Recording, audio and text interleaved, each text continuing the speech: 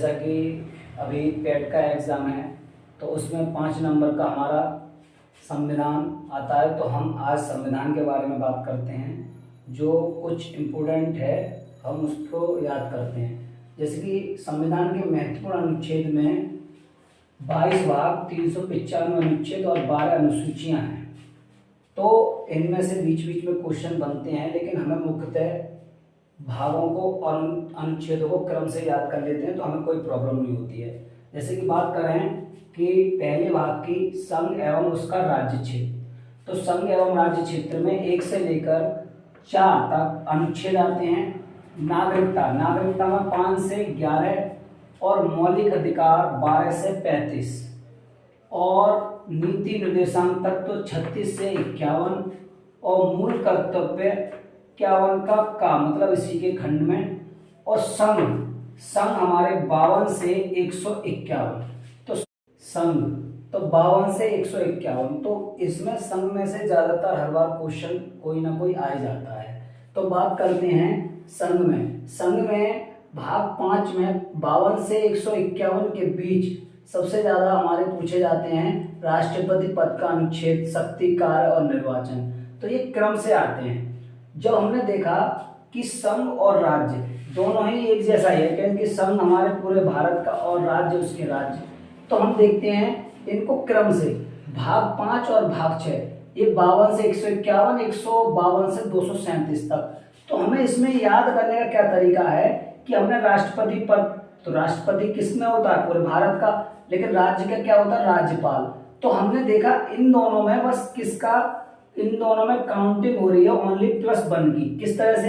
देखिए 100 तो है, वो तो अनुच्छेद में हमने देखा, लेकिन 52 + 53, 53 + 54, 54 + 55। तो हम कह सकते हैं कि हमने अगर इसको याद कर लिया तो ये हमें ऑलरेडी याद हो जाते हैं। अभी इसमें बात करें एक की, तो इसी क्रम में हमने देखा प्रधानमंत्री में हमारे संघ की भी बात चल रही है और इधर चल रही है राज्य की। तो प्रधानमंत्री में 74, 75, 76 और मुख्यमंत्री में अनुच्छेद 163, 164, 165। तो हम देख रहे हैं इसमें कितना अंतर है। जैसे कि हमने देखा +1 हो रहा है, इसमें क्या हो रहा है? इसमें -11 हो रहे हैं, -11। आप कैसे कहेंगे? कैसे? तो देखो 74 में से अगर हम 11 को घटा दें तो 63 बच रहा है। तो वो तो 1 तो चल ही रहा है 100 में, तो इसलिए -63। तो हम इसको याद रख सकते हैं। तो ये क्रम से अगर हमें याद हो गए तो एकदम हम भूलते भी नहीं है, बना भी सकते हैं। इसी तरह से हमने देखा कि संसद, राज्यसभा, लोकसभा, सेम इसमें भी यही कंडीशन इसमें भी है, -11, 79, 168। तो दोनों तरफ देखा, ये संसद, उधर विधानसभा होती है राज्य में। संघ में राज्यसभा, तो राज्य में विधानसभा, लोकसभा, विधान परिषद। इनको हम क्रम से याद भी रख सकते हैं, सरल से याद रख सकते हैं क्रम। पहले संसद, राज्यसभा, फिर लोकसभा। इसमें थोड़े से और अनुच्छेद बीच बीच में मैंने लिखे हुए हैं, जैसे कि अनुच्छेद 61, अनुच्छेद इसके बाद 72 महाभियोग और क्षमादान, अनुच्छेद 123 अध्यादेश, अनुच्छेद 143 सुप्रीम कोर्ट से सलाह। इसके बाद मैंने कुछ अनुच्छेद यहाँ लिखे हुए हैं, लेकिन उनसे पहले ये अनुच्छेद जो रह गए थे, उसके राष्ट्रपति के बाद उपराष्ट्रपति जो आते हैं, तो उनके लिए अनुच्छेद 63 उपराष्ट्रपति पद और अनुच्छेद 64 राज्यसभा के सभापति की रूप कार्य क्या है। अब उसके बाद हम लास्ट में बात करते हैं सुप्रीम कोर्ट। ये पेट में बहुत इंपॉर्टेंट है, पूछा गया है, उसमें तो अलग से भी उन्होंने दिए हैं कि सुप्रीम कोर्ट और हाई कोर्ट। तो सुप्रीम कोर्ट में 124 अनुच्छेद, 131 और 148 ज्यादातर इन्हीं से क्वेश्चन पुटअप होता है कि एससी का गठन किस अनुच्छेद के अंतर्गत आता है, एससी का अधिकार, सीएजी की नियुक्ति।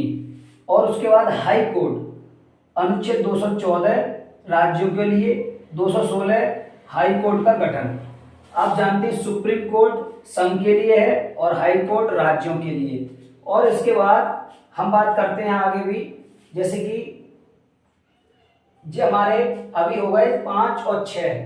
अब बात करते हैं पहली अनुसूची के भाग खा के राज्य जो निरस्त हो गया है।